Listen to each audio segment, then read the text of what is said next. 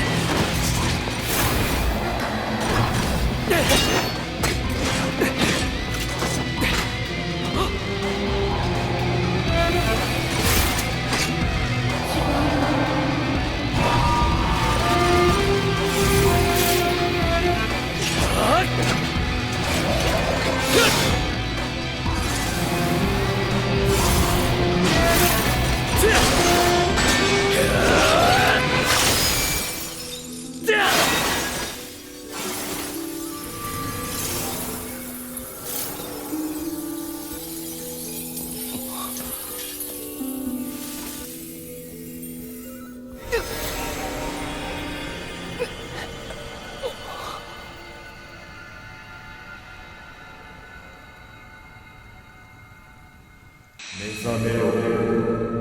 あなたにすべてどうかこの世界は星の未来を目覚めよ。目を覚ます。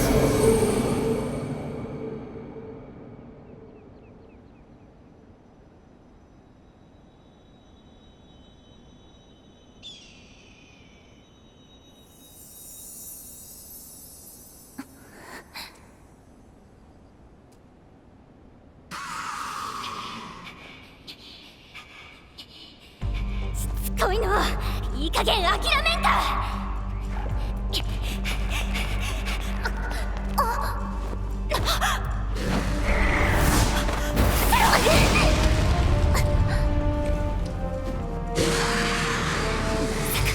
他にも人がいるとは。お主も運が悪いの。まあここで会ったのも何かの縁。さすがのわしも見殺しは夢見が悪い。少し時間を稼ぐ。合図をしたら一気にあやつの横を駆け抜けよう。いいな。あなたは気にするな。適当に逃げるでよ。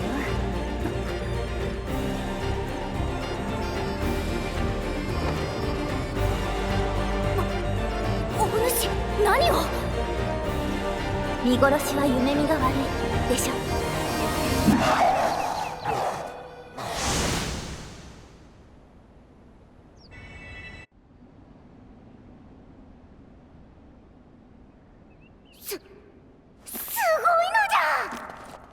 ぼやーってしてると思ったらなかなかの使い手ではないか。お主見どころがあるぞ。ん？どうしたのじゃ？しっかりせ！おい！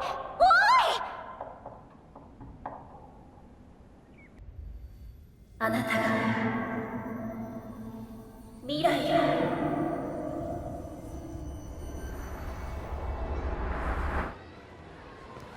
おはよう。気分はどう？私のことわかる？よかった。それじゃあ改めまして私フェステよろしくね。お姉ちゃん遺跡で倒れちゃったの覚えてる？運ぶの大変だったんだから。あの遺跡は最近発見されたばかりで他の人はほとんど知らないはずなんだけど、どうしてあんなところにいたの？ど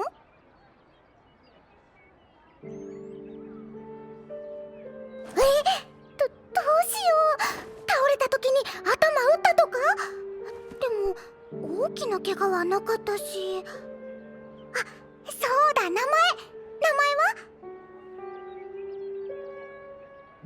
それ以外は？思い出せない。そうなんだ。あなたも。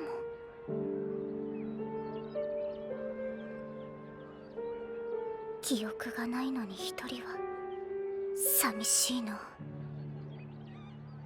実はフェステも昔のことはあまり思い出せないんだ。だから仲間だね。そうだ、フェステお姉ちゃんの記憶を取り戻すお手伝いをしてあ遺跡で助けてくれたでしょ。だから今度はフェステに助けさせて。よーし、そうと決まったら行動あるのみ。体が大丈夫そうならもう一回あの遺跡に行ってみようよ。何か手がかりがあるかも。よし。そうだ、出かける前にこの宿帳にサインしておいてくれるかな。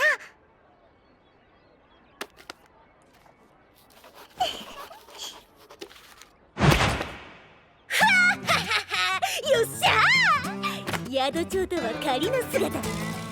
これはわしとの下僕契約書じゃ。これでお主は今日からわしの下僕じゃ。キリキリ働いてわしの借金を減らしてもらうぞ。お主、なかなかに良い腕をしておったからな。このまま逃すのは惜しいと思っとったんじゃ。では改めて自己紹介じゃ。わしはフェステ、人呼んで永遠の美少女よ。なーに心配するな。お主の記憶の手がかり探しを手伝ってやるのは本当じゃ。ついでにだがな。では行け、我が下僕よ。まだ見ぬお宝が待っておるわ。とまあ、そんなわけでよろしくね。さて、まずはこの宿の亭主に挨拶じゃな。遺跡からお主を運んでくれたんじゃ。礼くらいは言っておくがいい。亭主なら1階のカウンターでふんぞり返っておるぞ。おお、やっと来たか。どうだ、うちのベッドは寝心地よかっただろ。この店、そうめんコイン亭の亭主じゃ。いろいろと世話になっておる。本当にね。お前さんにはいくら付け払いにしてやってるのかわからなくなってきたぞ。ほっほっほ、よし、そのまま忘れろ。今回ので桁一つ増えたからな。主戦どめ。どっちがだよ、ったく。金に目がくらんであんな遺跡に一人で行くとかバカじゃねえのか。そんなバカが心配でわざわざ様子を見に来たお人よしの亭主はどこのドイツじゃろうな。死なれたらツケは払ってもらえんからな。素直じゃないの。このフェステちゃんの魅力にメロメロじゃと素直に言えばよいもの。まあ大丈夫じゃ。これからはこの下僕が体を張って稼いでくれるからの。お前も大変なやつに目をつけられたな。こいつ見た目以上に年まで豪快だぞ。亭主さんたら何言ってるの？フェステわかんない。これからどっか行くのか？ああ、こやつの記憶がちと怪しいらしいので手がかりを探しにね。そうか、気をつけろよ。街の外は危険だからな。記憶がおぼつかないならより用心しろ。周りにしっかり話を聞いて準備を怠るんじゃねえぞ。ここアステルリーズは近隣でも最大の商業都市じゃ。手に入らぬものなど何もない。気になった店はとりあえず覗いてみるとよいじゃろう。それと冒険者が依頼を受ける開拓局なんてものもある。とにかく広い町じゃ。焦らずゆっくり慣れていけばよい。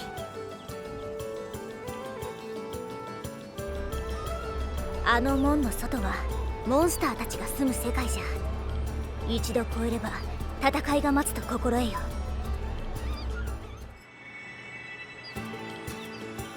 さて、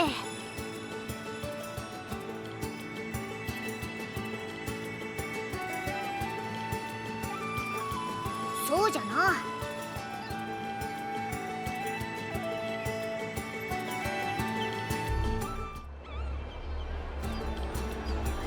ふっふっふ。さて、す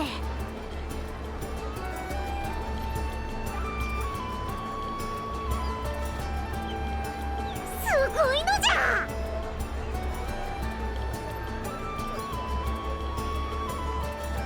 ふっふっふ。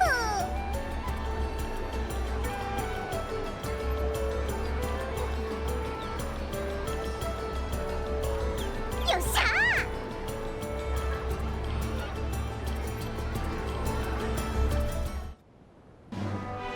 ここがアステリア平原じゃ。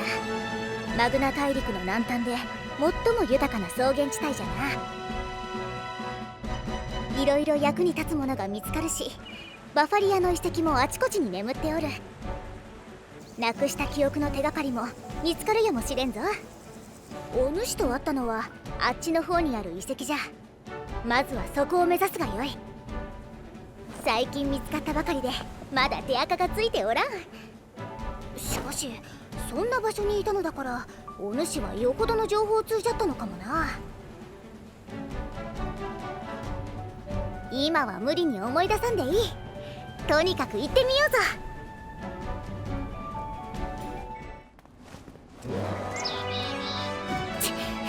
わしとしたことが気づかなんだ。行け下僕よ、蹴散らしてしまえ。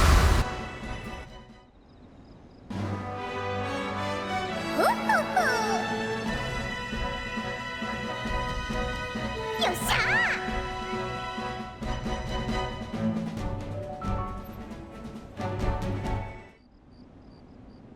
ー。イマジンシードじゃな。なんじゃ、イマジンシードのことも忘れとるのか。これはなかなかに厄介な記憶喪失じゃな。よいか、イマジンシードとはつまり意志の結晶じゃ。この星に生きるすべてのものが持つエングラム。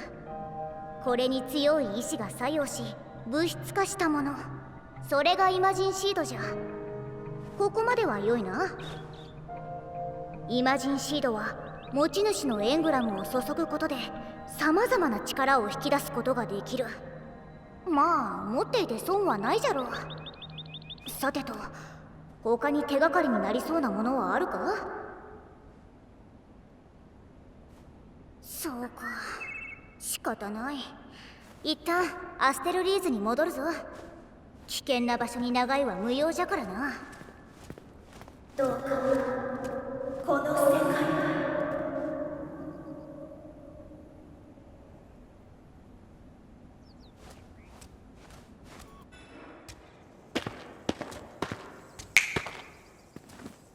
わお、発見されたばかりの遺跡で出会うとは相変わらず鼻が利くな、アジンのお嬢ちゃん。あやつはジェイク、アステルリーズの自称トップ冒険者じゃ。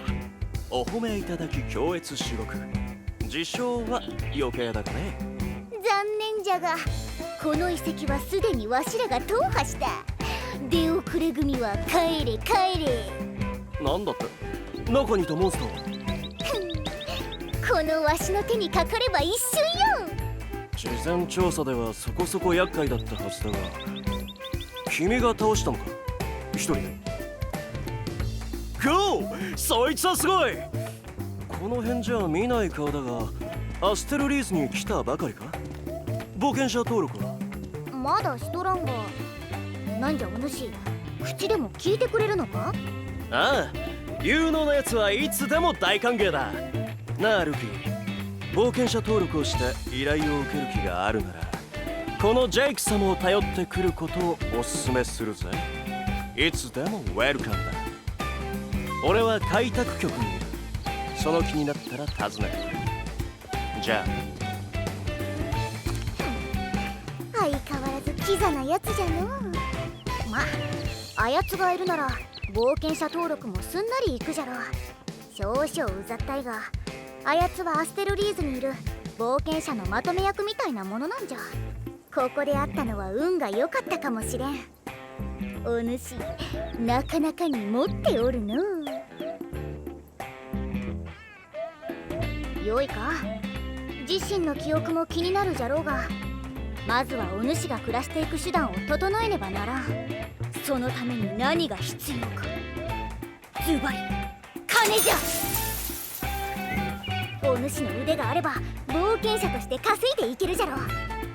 そのためには開拓局に登録せねばならん。それにあそこには情報が集まる。いずれお主の記憶につながる何かに出会うこともあるじゃろうて。そうと決まれば行動あるのみじゃ。早速ジェイクに会いに開拓局へ行くぞ。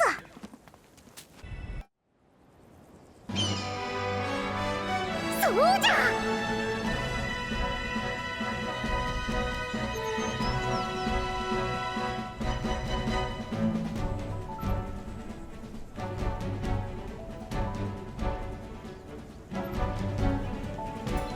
ここが開拓局。世界中の冒険者を支援する組織じゃ。というと堅苦しいが、まあ要するに仕事の紹介所みたいなものじゃ。お主も冒険者になればここで依頼を受けて稼げるようになるぞ。ヘイ！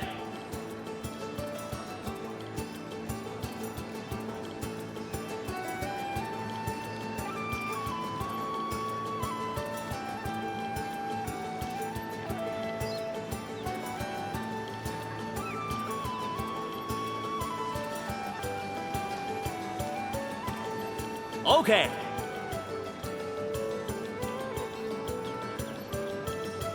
ー。ようこそ。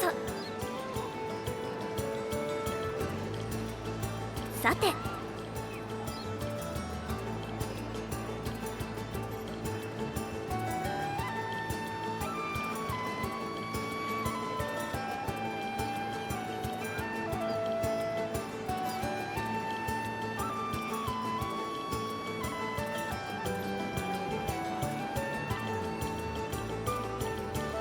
あら？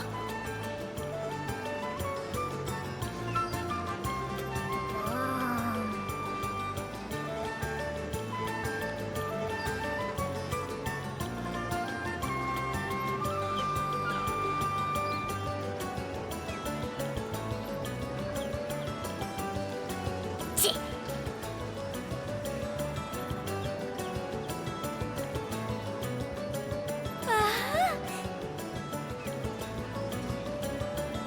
いいわ。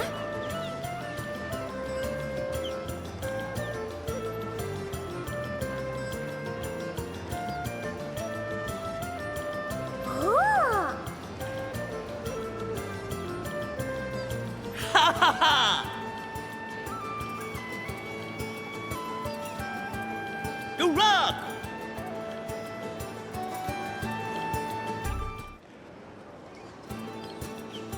ク！いいわ。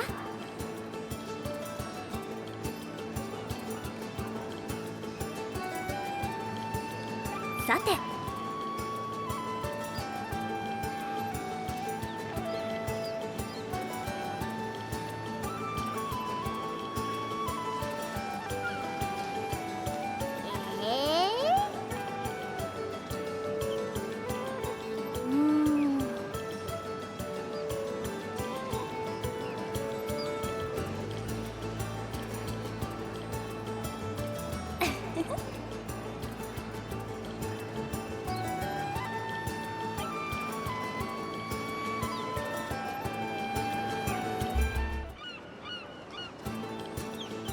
ようこそ。オ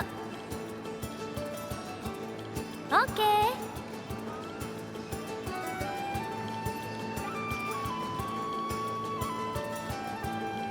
ほーほほほほ。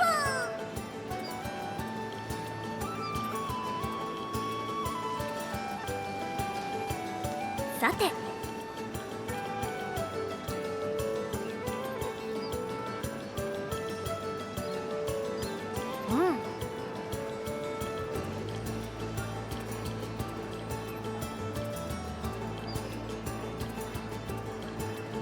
えっと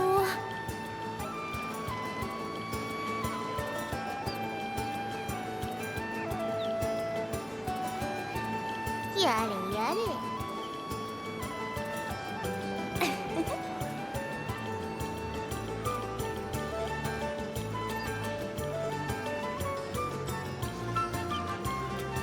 よし。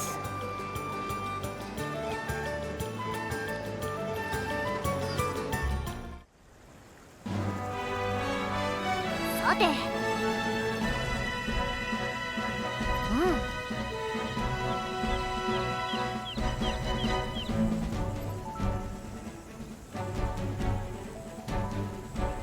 そうじゃな。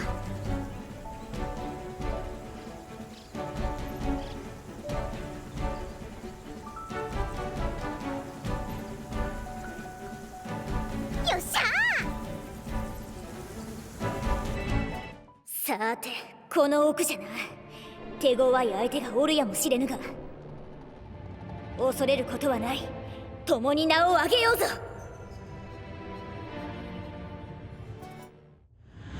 あれはオーガじゃと。オーガが出るなど聞いておらんぞ。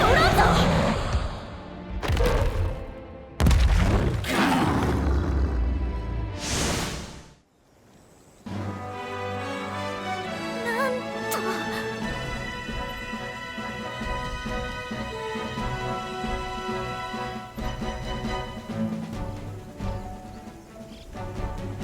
すごいのじゃ。よっしゃー。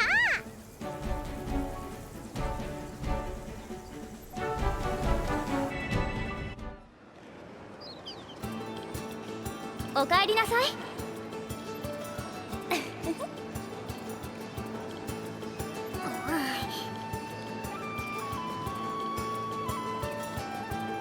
おい。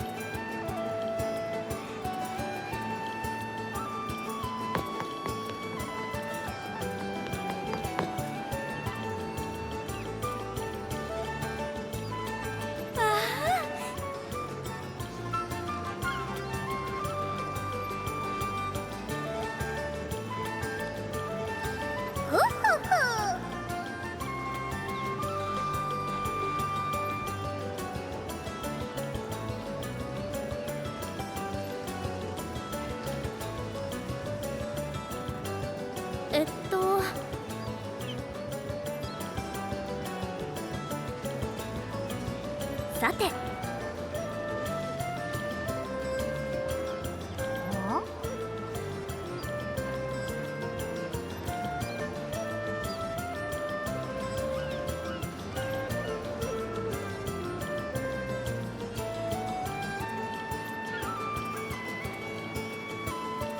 では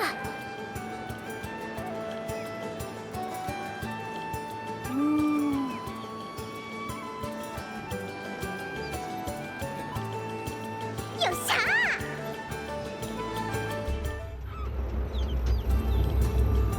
ウィース。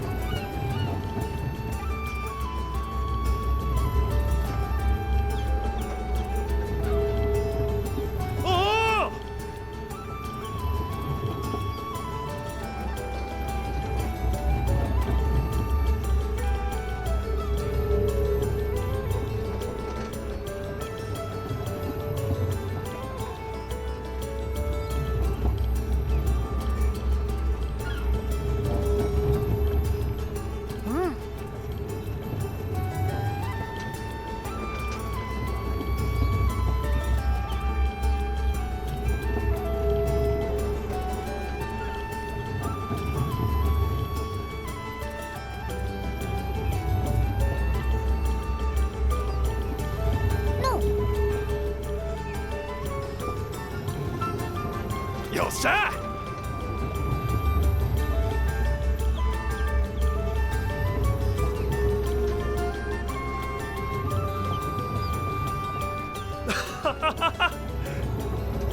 よし。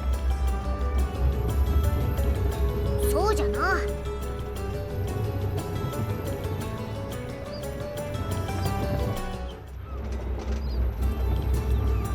ウィース。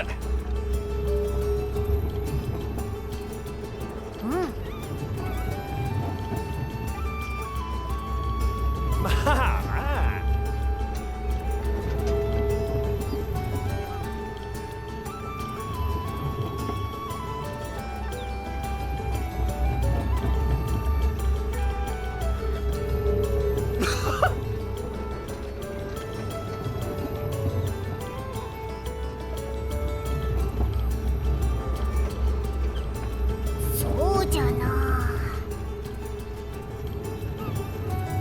ちろん。よ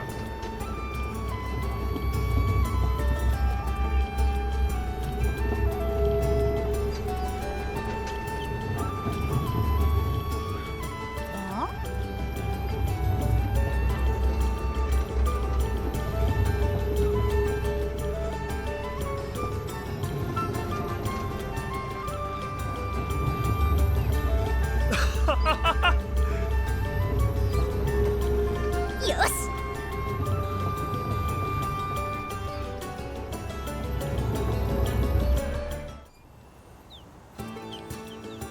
どうも。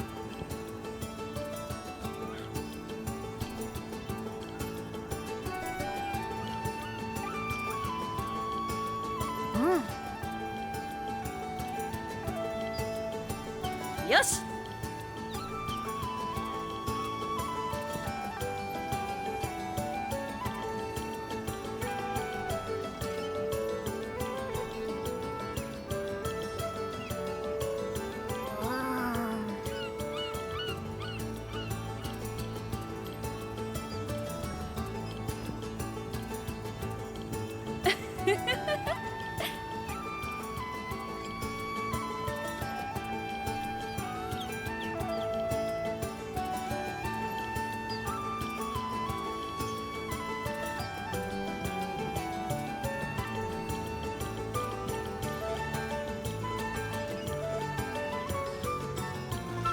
ふむふむ。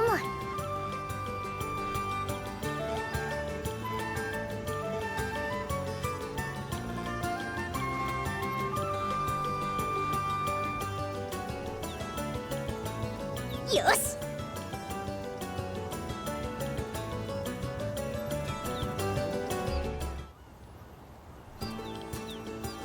どうも。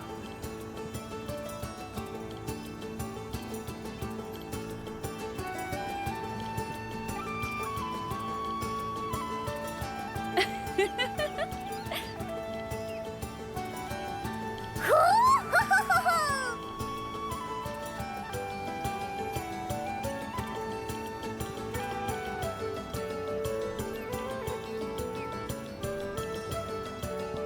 ウィース。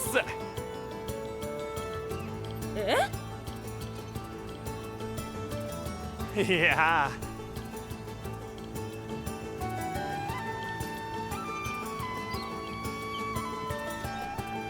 ー。うほー。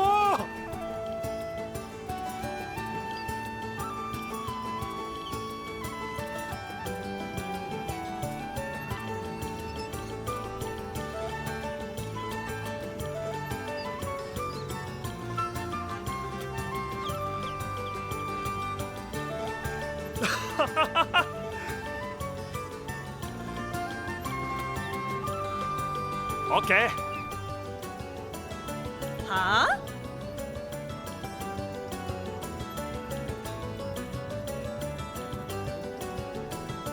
はいはい。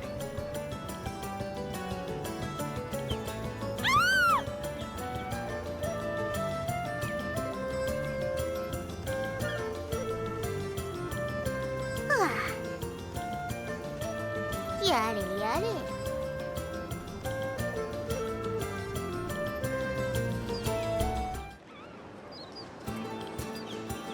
いいわ。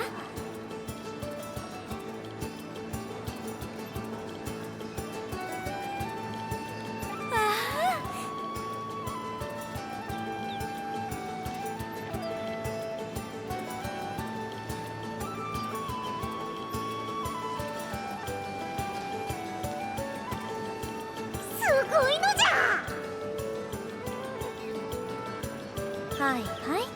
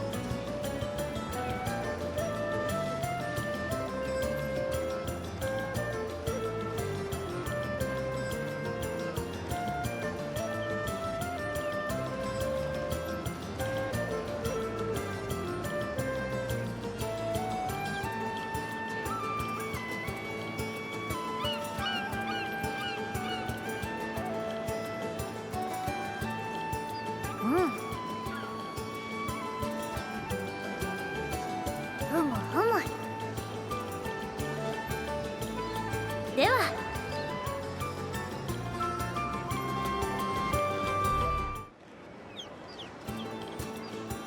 さて、オーケー。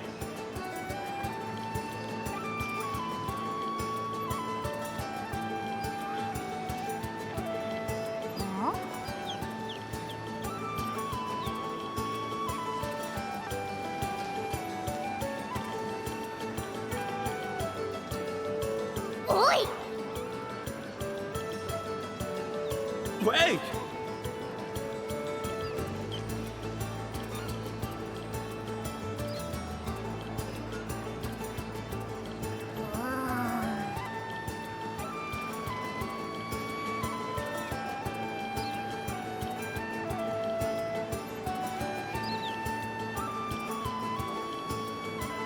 What?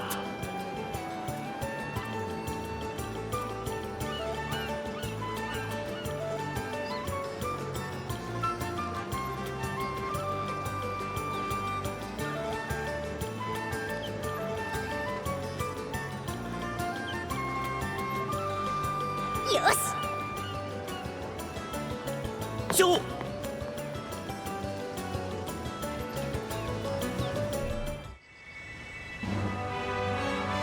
ヘイ。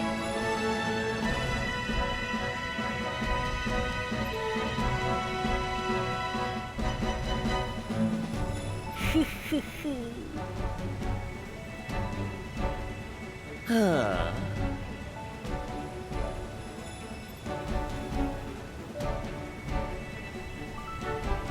ほう。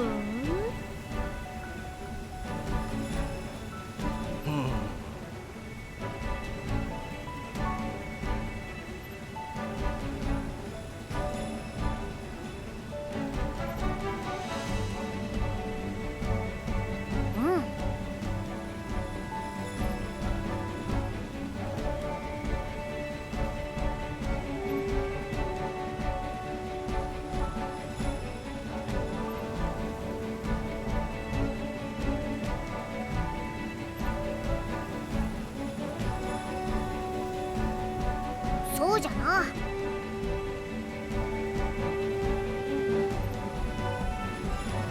レッツゴ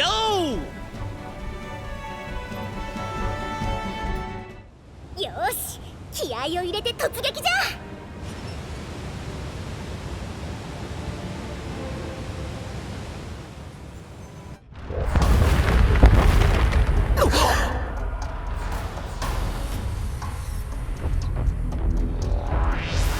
やつ、まさか。いや、気にするな。今は倒すことに集中じゃ。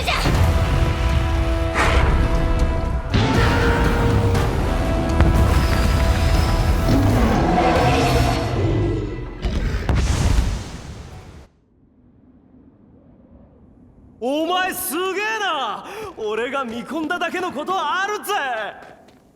しかし悪い、情報よりも強かったな。これは下見をしなかった俺の落ち度だ。どうしたジョーちゃん、顔色が悪いぜ。まさかとは思ったが、こやつはアバリティアじゃ。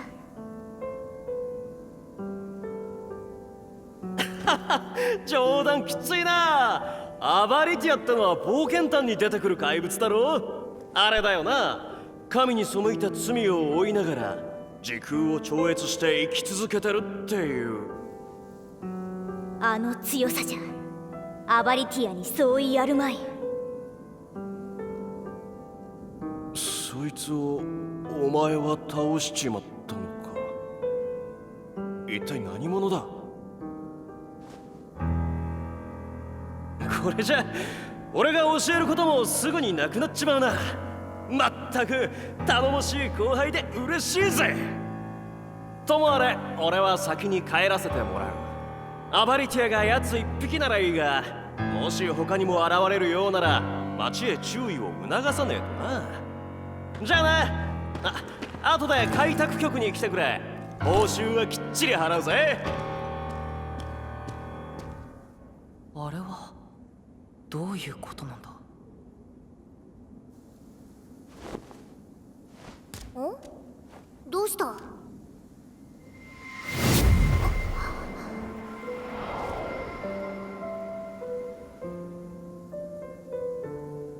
びっくりしたのじゃ。なんじゃ貴様は。今空から飛んでこなかったか？君はライジャなのか？ライジャー？なんぞそれ。この揺らぎはライジャ？いやでもあなたは何か知っているの？それにしては決断を下すのはまだ早いか。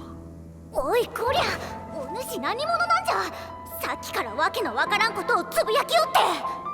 そうだね、名前くらいは教えておこう。この先長い付き合いになるかもしれないしね。僕の名はメルローフ、ただの放浪者さ。それじゃ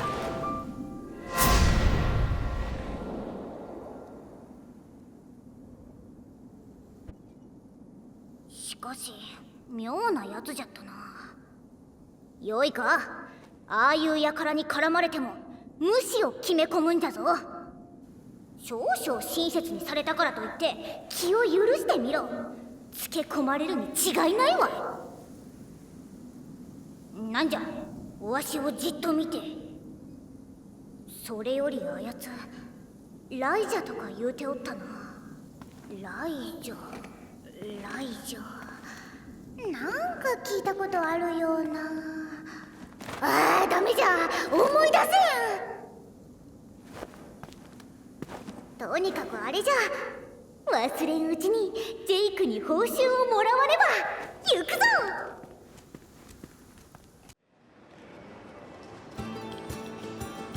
ヘ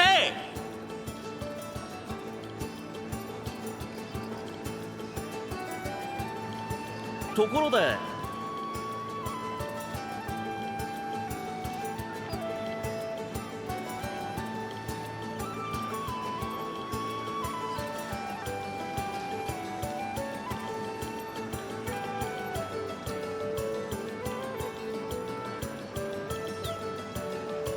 そうじゃな。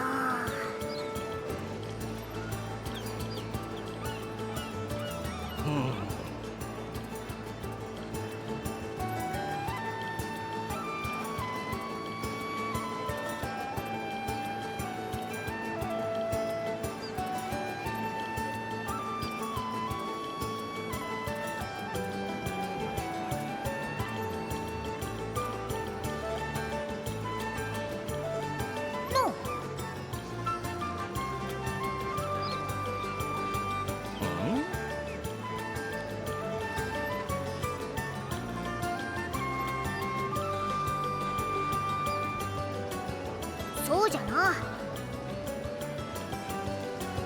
What？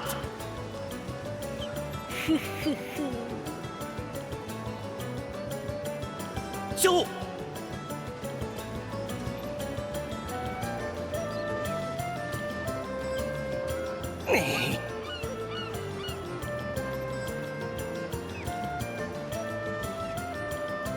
なんじゃと。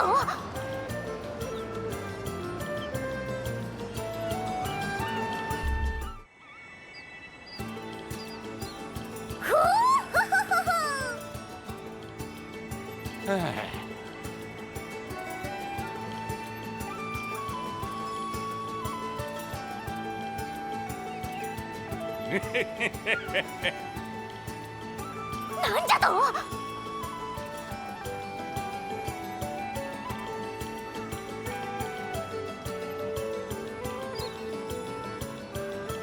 たく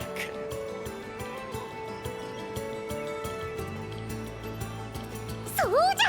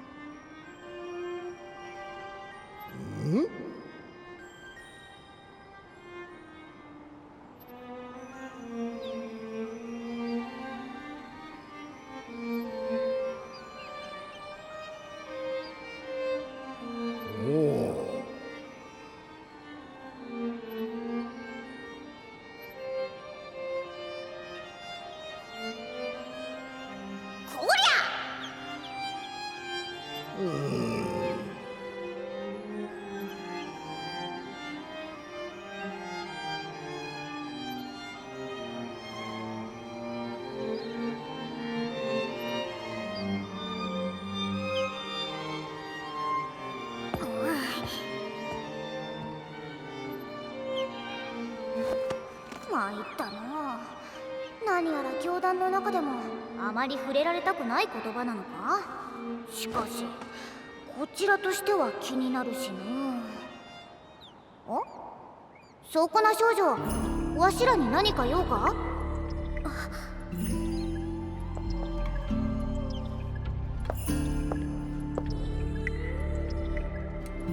あなたがそうなの？知り合いか？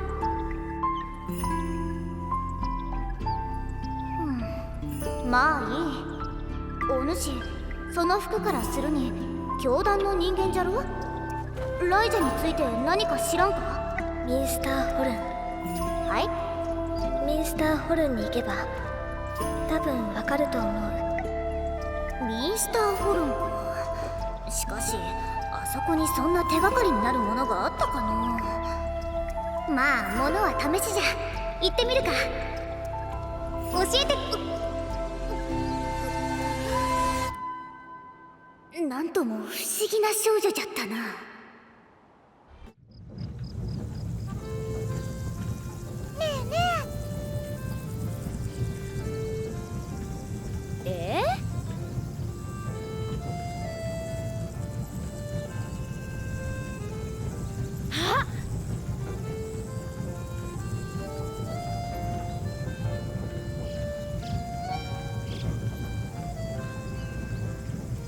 ありがとう。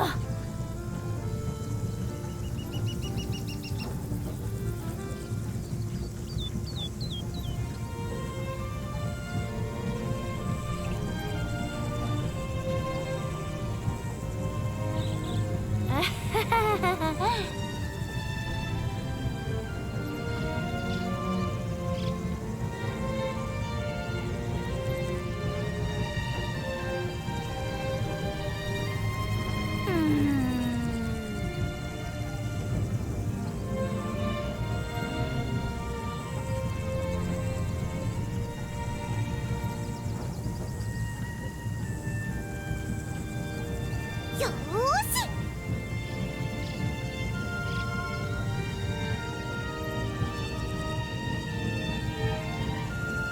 よっしゃ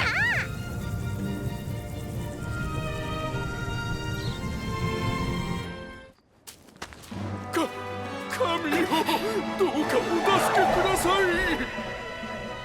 いかん、あやつを助けるぞ。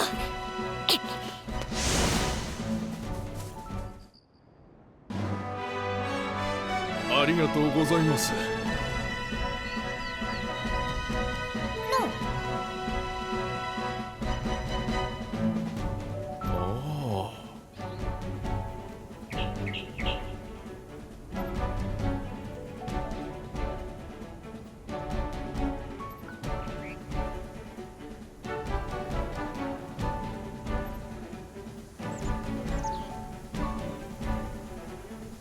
そうじゃ。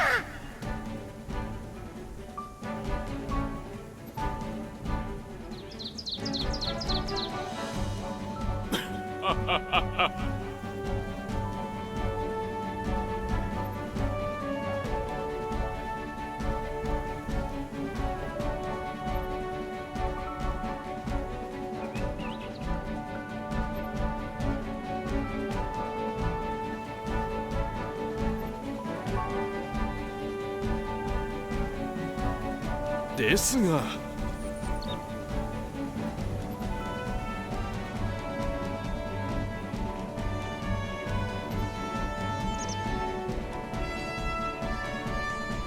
おい。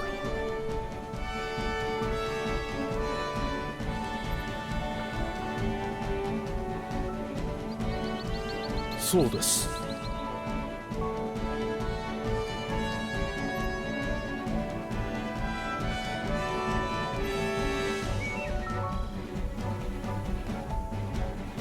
つまり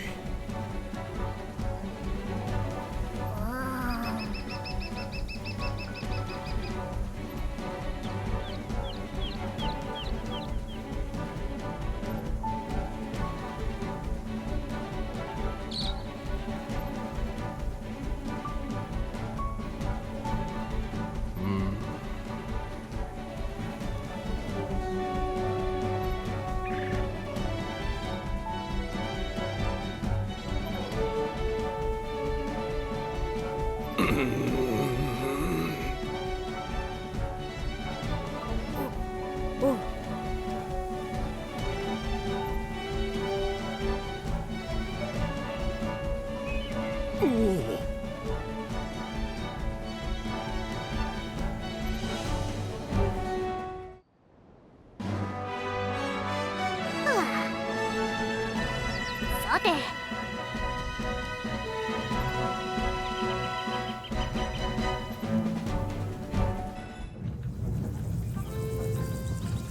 ありがとね。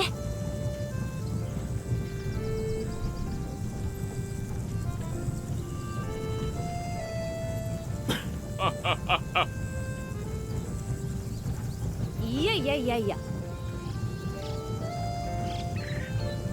おかしい。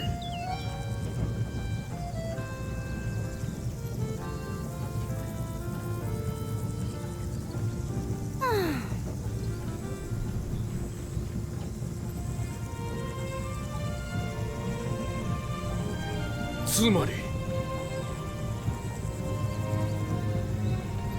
もう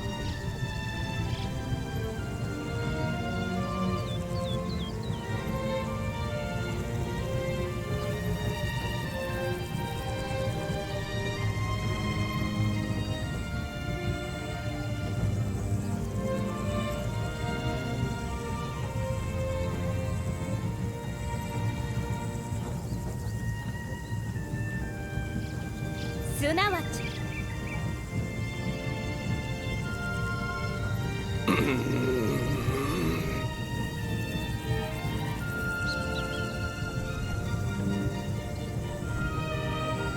だから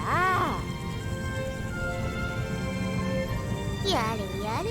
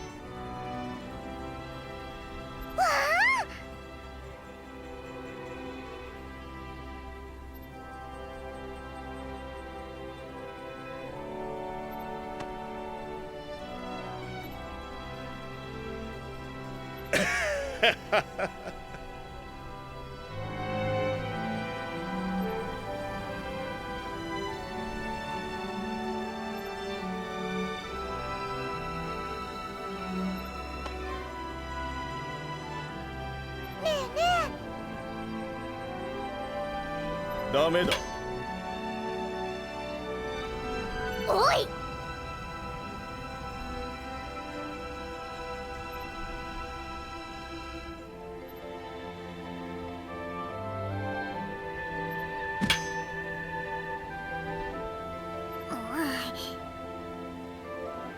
ん？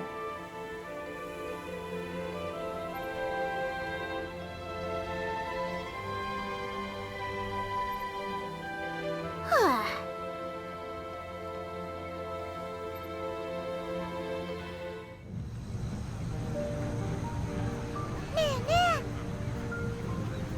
あ、ああ。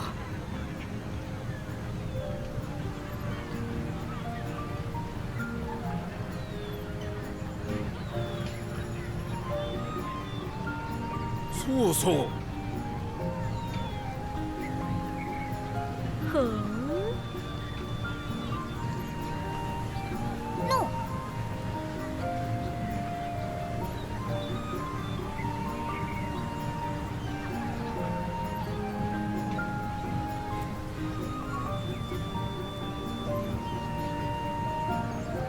っしゃ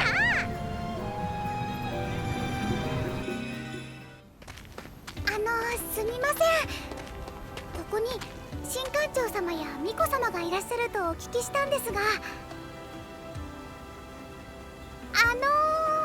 今皆で弔いの祈りを捧げているのです。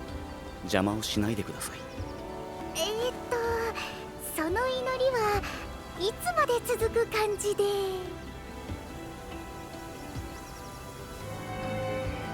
参ったの。どれだけ待てばよいのやら。先にその辺を探してみるか。あの少女はいつぞやは世話になったの。お主も巡礼団の一員なのか。ところでここに新館長様か巫女様はおらんか？いるけど何の用？神がかりの見柱に入る許可をちょこちょこっともらえんかと思ってな。それはあなたにとって必要なもの？そう、あなたが望むなら。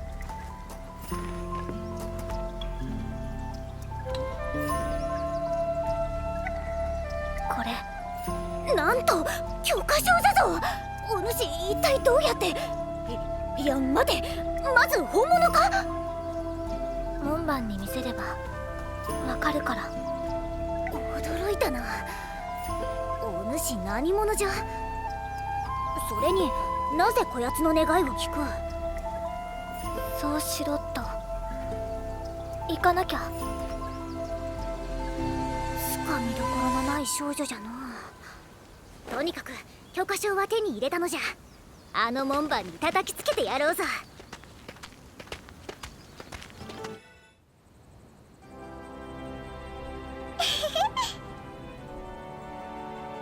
何？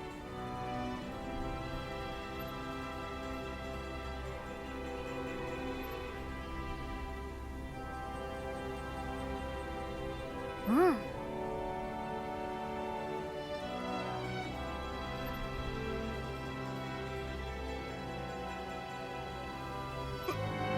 ん。よし。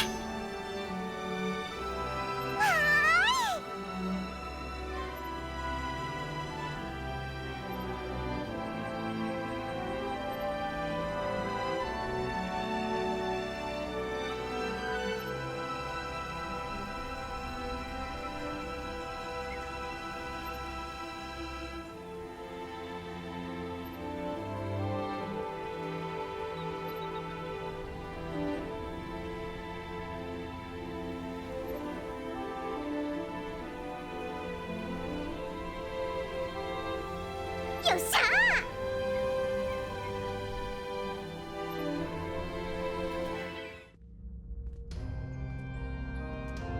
ふむ、さすがに雰囲気があるの。さて、こういうのは頂上に宝があるのが定番じゃ。一気に行くぞ。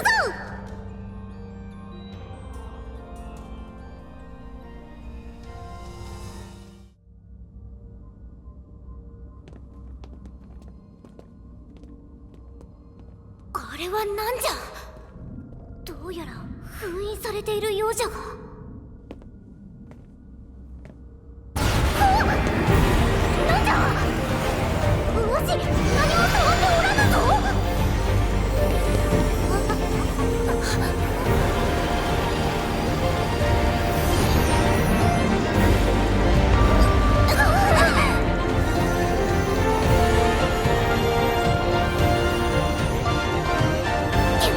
女の子が。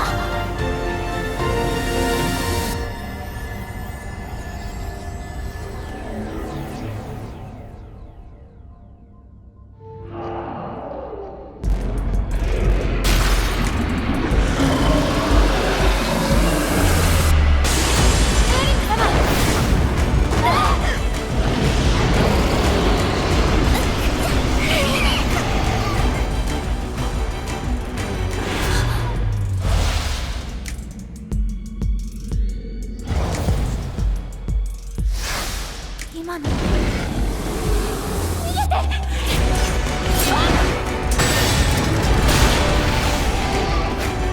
助けるつもりか。相手はアバリティやぞ。見殺しにするわけにはいかない。このお人よし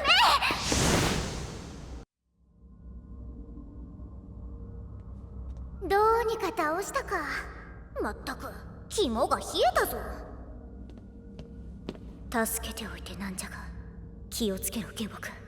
あやつら怪しいぞ。通常の空間転送とは違う現れ方をしておったし、なんだか雰囲気も。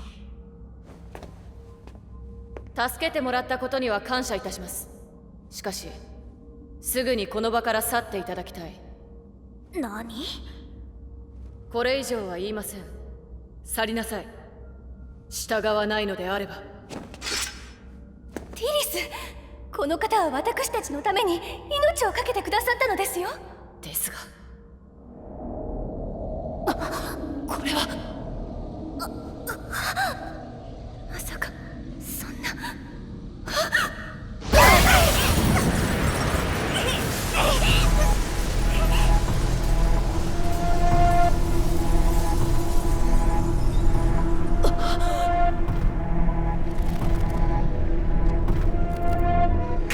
竜王ボルディゲン、なんじゃと。あれが竜族の王。なんたる威圧感。見ているだけで押しつぶされそうじゃ。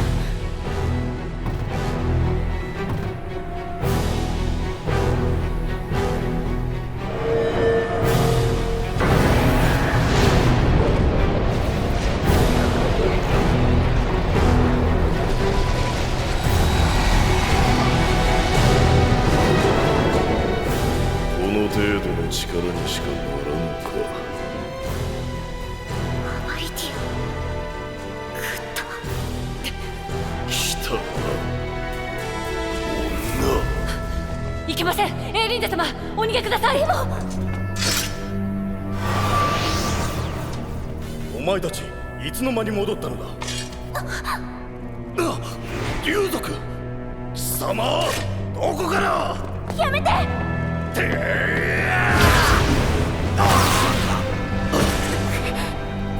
話が食らう価値もない。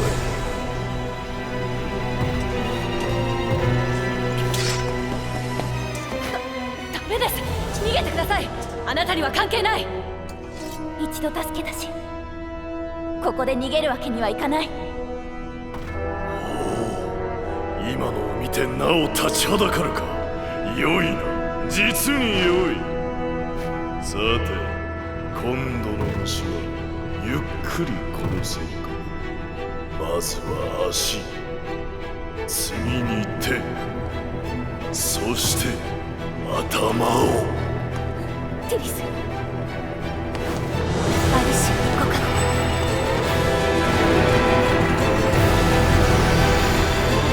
この状態で飛ぶつもりか。あなたも早く。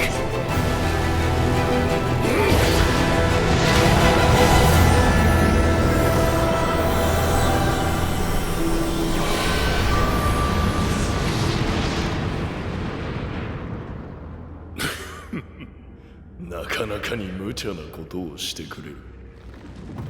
いずれ来るその時までせいぜい逃げ回るがいい。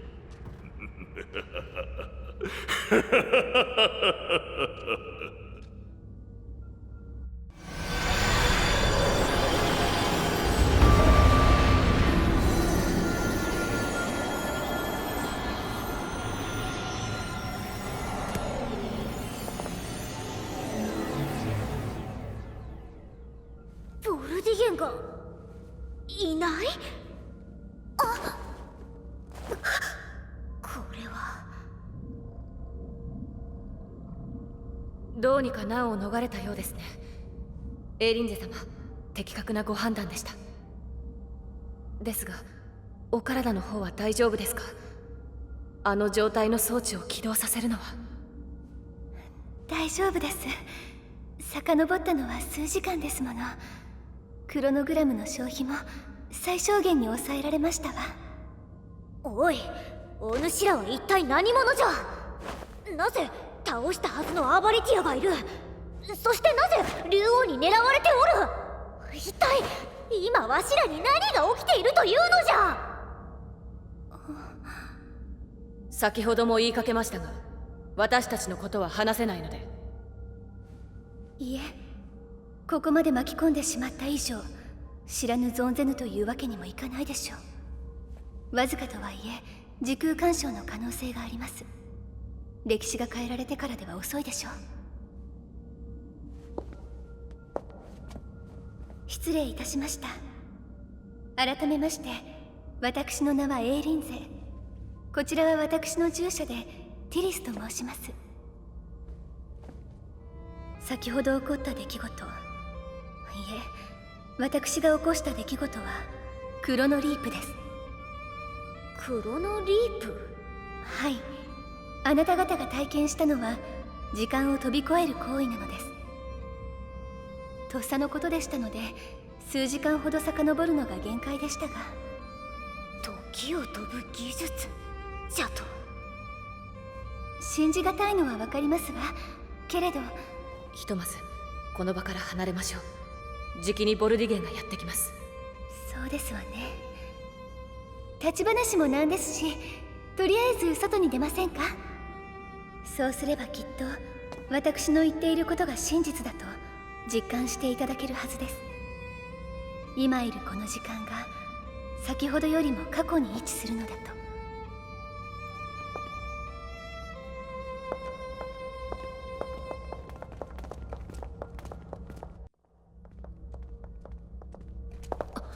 いけません、隠れて。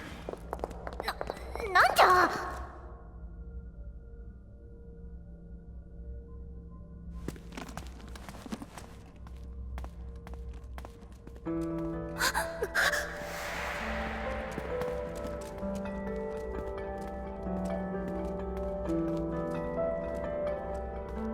わしと記憶がおったなあ。我々は過去に飛びました。だからあれは数時間前のあなた方自身なのです。見柱に防衛設備があるのも納得じゃ。あんな装置をホイホイ使われたらたまらんじゃろうて。待てよ、見柱に降り立ったカイソ。ライジャとはもしや。ライジャですか？ああ、確か私たちのようにクロノリープしたものを昔の人々はそう呼んだと聞いていますわ。ではお主は？エリンザ様、大丈夫、平気ですわ、ティリス。すみません。この辺りに休める場所はありませんか？それならこの近くにラルパルという集落がある。そこで休むがよい。わしらも行くぞ。こやつらにはまだまだ聞かねばならんことがありそうじゃしな。大丈夫ですか、エーリンゼ様。ありがとう、ティリス。少し休めば問題ありませんわ。悪いがその前にそろそろ説明してもらおうか。お主たちが何者でどんな目的でこの地に降り立ったかをな。私たちが時空を超えてきたというのはなんとなくお分かりでしょう？そうです。私とティリスは今から1000年後の未来からやってきました。1000年後の未来じゃと？そんなバカな話。いや、今の自分たちも時間を超えた存在なわけだから、つまりは超えた時間の幅が違うだけか。理解が早くて助かりますわ。で1000年もの未来からやってきた目的は何じゃ？アバリティアの解放です。アバリティアは歪みの存在。そこにいるだけで時空を狂わせます。アバリティアが生み出した歪みは徐々に蓄積され、遠からずこの星を飲み込んでしまう。そういった観測結果が私たちの時代にて確認されたのです。なんじゃと？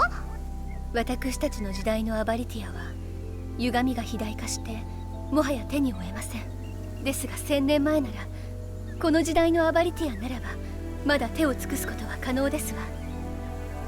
私たちはアバリティアを探し出して解放し、時空の歪みを解消する。そのために遥か未来からやってきたのです。この星を救うために。話がいきなり壮大になりよったな。しかし過去を改変してもよいのか？何やら面倒なことになりそうじゃが。それにつきましては十二分に検討を重ねています。アバリティア解放による影響と改変範囲、そして星の未来を天秤にかけた上での計画です。さて、私たちのことは全てお話ししました。納得いただけましたか？大体は理解した。そうですか。では改めて、この話は重要機密であり、クロノリープ自体も一部以外には許されない禁断の秘術です。それらを知ってしまったあなたたちには今からとある選択をしてもらいます。我々に協力するか、それとも死か、お好きな方をお選びください。はい。協力か死か。死を選ぶ場合は私も本気を出します。冗談きついの下僕。冗談ではないことなどお分かりでしょう。どうかこの場で選択を。協力する。まあこう答えるしかなかろうて。すみません。無理強いしてしまって申し訳ありません。でもありがとうございます。まあ星の未来なんて言われたら冒険者的に協力せざるを得んしな。うん。それに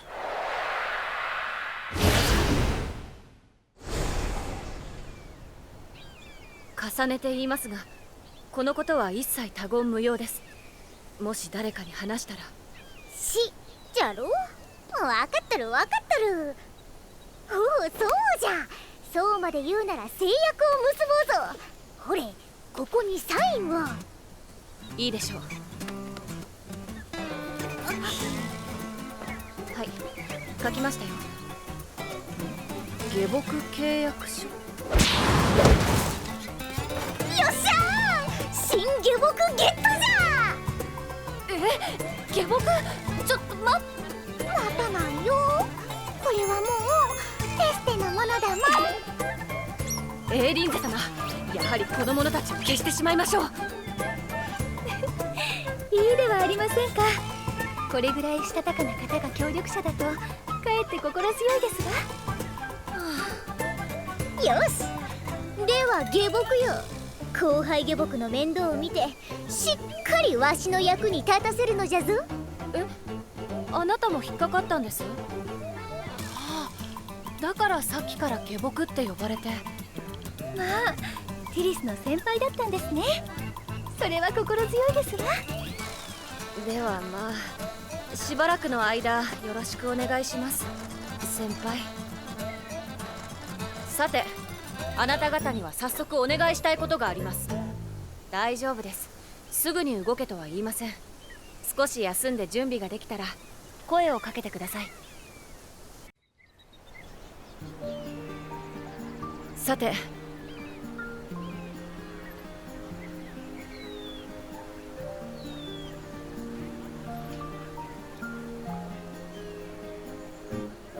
まあいえ、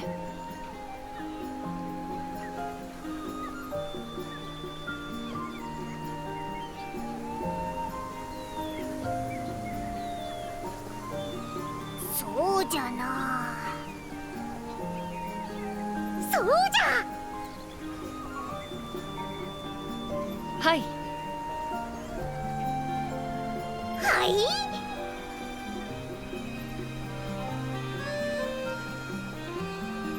はい。いけません。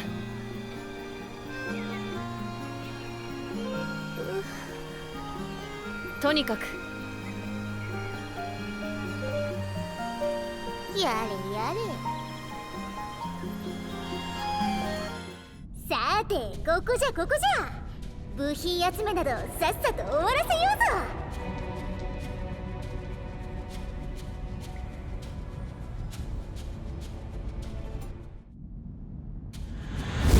ぞ。よし、下僕、やってしまえ。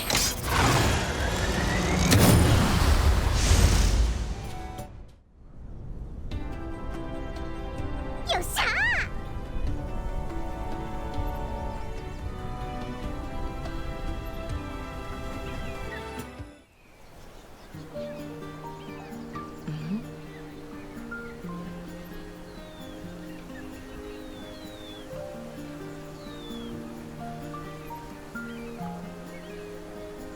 よし。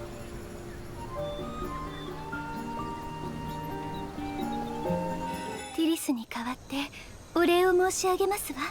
ありがとうございます。本当はちゃんとしたものをお渡しできれば良いのですけれど。それならそうじゃな。ちょいと確かめたいことがある。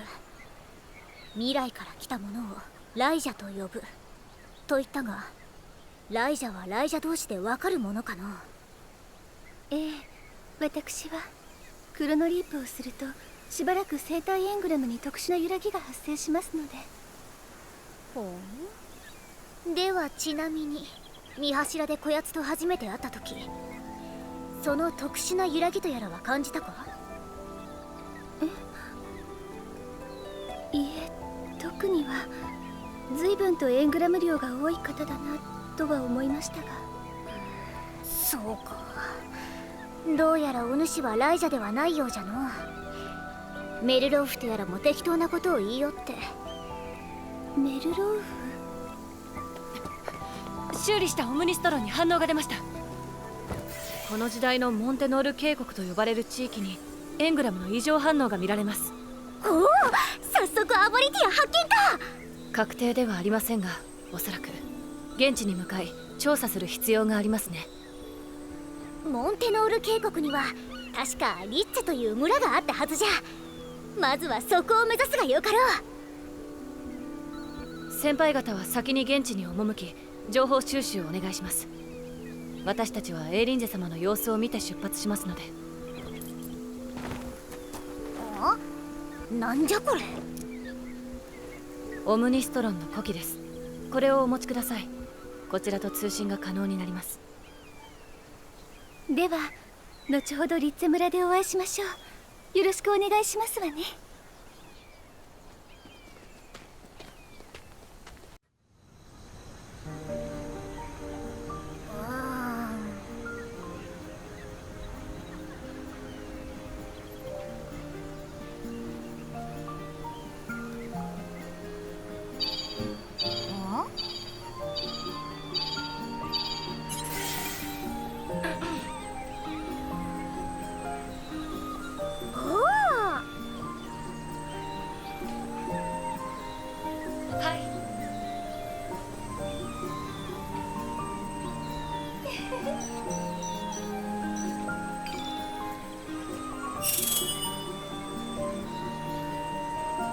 すごいのじゃ。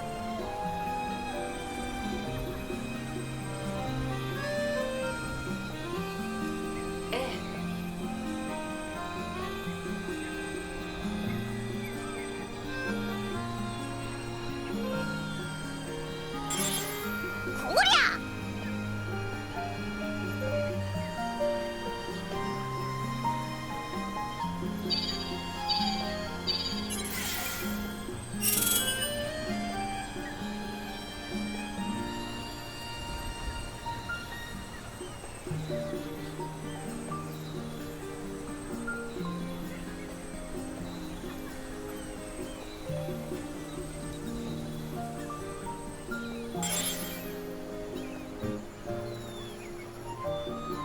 5分。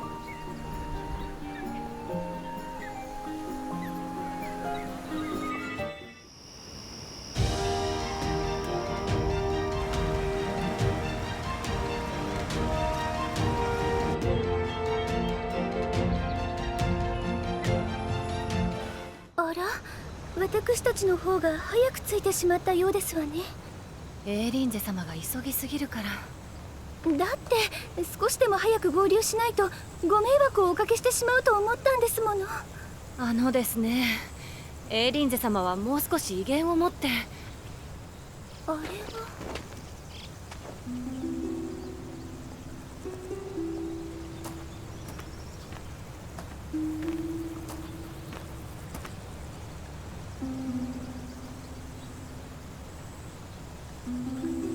アインレイン様。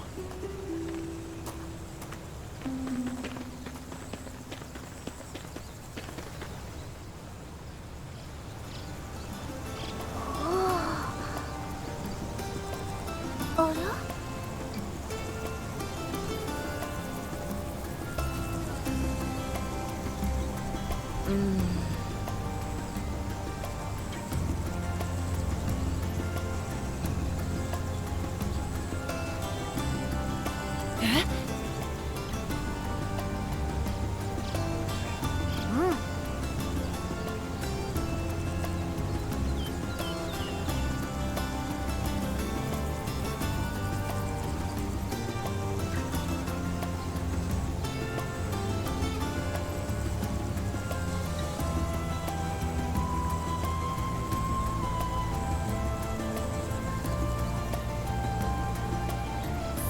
うじゃな。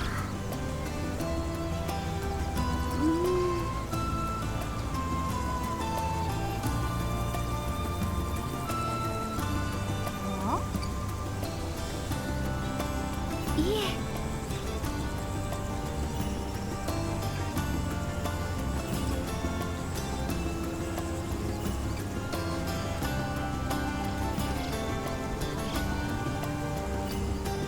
エーリンゼ様。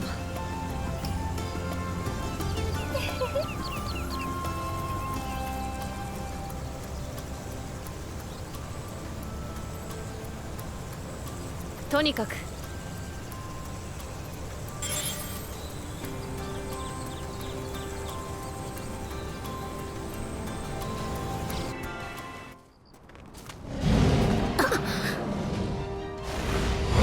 あれです。解放すべきアバリティアです。よ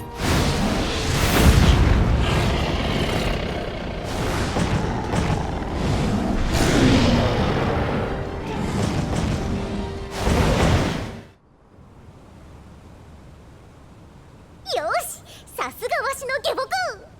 よくやった。アバリティアを倒したぞ。これで良いのじゃな。いえ、まだですわ。倒すだけでは。なんじゃ。静かに。それではアバリティア解放の儀を執り行います。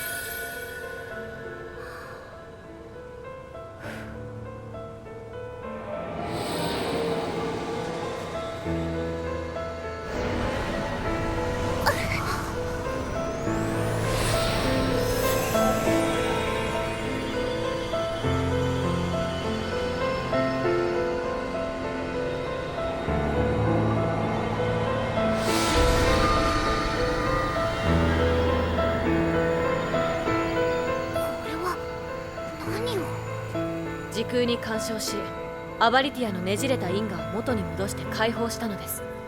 ねじれた因果。アバリティアがどうやって生まれるかご存知ですか？あなた方は過去の自分に出会いました。その時にもし自分自身を殺してしまったら。なぬ？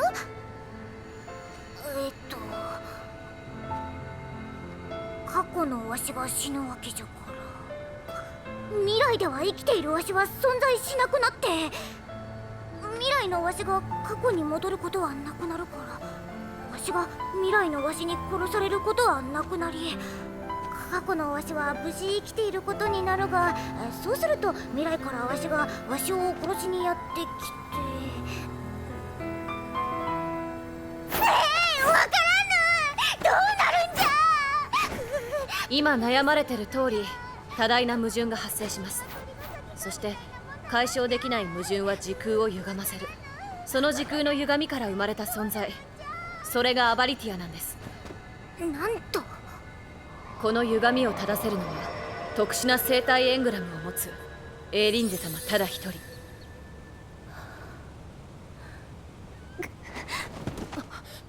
エーリンゼ様。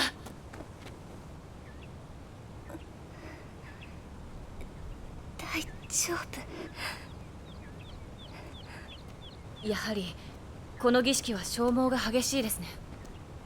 すみません、私たちは一足先に村に戻ります。そうするがよい。わしらも後で合流しよう。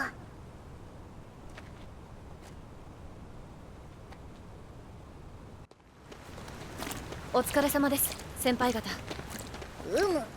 出迎え大儀である。エーリンゼの具合はどうじゃ。今は眠っておられます。無茶なクロノリープにアバリティアの解放儀式、想像以上にお体に負担がかかっているのでしょう。そうか。少しは回復するといいんじゃが。どうした？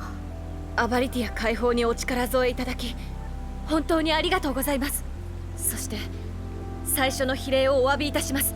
私あんなひどい選択を突きつけたのに、それでもこうして助けてくれて。ああ、そんなかしこまらんでもよい。そういうのは苦手なんじゃ。わしらにとってはちょうど良い退屈しのぎじゃ。退屈は冒険者を腐らせるでな。のう。すっきりしました。どこかのタイミングでちゃんとお詫びとお礼をしなければと思っていたので。この先も似たような感じでアバリティア解放を続けるのじゃろう。その予定です。でも竜王が。ボルディゲンか。まさかアバリティアを食うような化け物がいるとはな。いくら強い竜族とはいえアバリティアを食えるものなの？普通は無理ですね。でもボルディゲンなら可能です。なぜならボルディゲン自身がすでにアバリティアと化しているからです。なんじゃと？ボルディゲンは本来この時代においては封印されている竜族なんです。太古の時代、竜族とバファリア神族の争いがあったことはご存知ですか？はあ、神話に近いがな。それは神話ではなく事実としてあったこと。ボルディゲンはその時代の竜王なのです。アバリティアと化した後、バファリア神族によって封印された竜王は我々の時代に目覚めたのですが、王子とは比べるべくもなく凋落した竜族を目にし、復権を目指して大戦争を起こしました。その際により己の力を高めようと他のアバリティアを食い出したのです。それにより力も歪みもボルディゲンは通常のアバリティアの枠を超えています。同族食いか。ゾッとしないの。しかしそれならアバリティアを解放しようとするエーリンゼは奴にとって邪魔者以外の何者でもないな。奴がこの時代に現れたのは私たちがアバリティア解放を計画していると聞きつけたからでしょう。己の力となるアバリティアを解放されては意味がない。だからエーリンゼ様を排除しようと。ついでにまだ歪みが肥大化していないこの時代のアバリティアならば食らい放題か。このまま放っておけばボルディゲンはますます力をつけていくでしょう。そしてこの星は遠からず奴の支配下に置かれてしまう。だからどうかエーリンゼ様の身を共にお守りしてください。エーリンゼ様の志、この星に住む全ての人々を守りたいというそのお気持ちを貫けるように、竜王よりも先にアバリティアにたどり着き、その解放を成し遂げる助力を何卒お願いします。もちろん協力する。先輩。ふっふっふ、万事このフェステ様に任せるがよい。お主ら下僕の頼みを聞くのも主の器というものよ。誰が下僕たちですか。まったく。でもありがとうございます。私一人でずっと不安で、だから本当に心強いです。ではエーリンゼが動けるようになったら早速次のアバリティア解放に向かうかの。はい、次は確かこの時代だと音なき都と呼ばれている場所です。音なき都か。あそこは教団の管轄。出入りする人数も少ないはず。自然、お宝も